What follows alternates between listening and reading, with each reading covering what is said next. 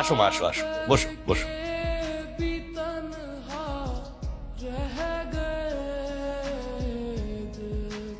আরে ছেলে মেয়ে তো আমাদের ঘরেরই ছেলে মেয়ে, এত দেখা দেখি কি আছে। হ্যাঁ সেটাই তো, সেটাই। তো ভাই সাহেব, আর দেরি না করে আমরা দিনক্ষণটা ঠিক করে ফেলি। হ্যাঁ হ্যাঁ ভাবি করেন।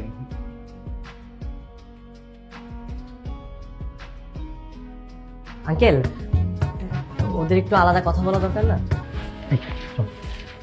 আরে না বোকা, তোরা চল, বোকা না।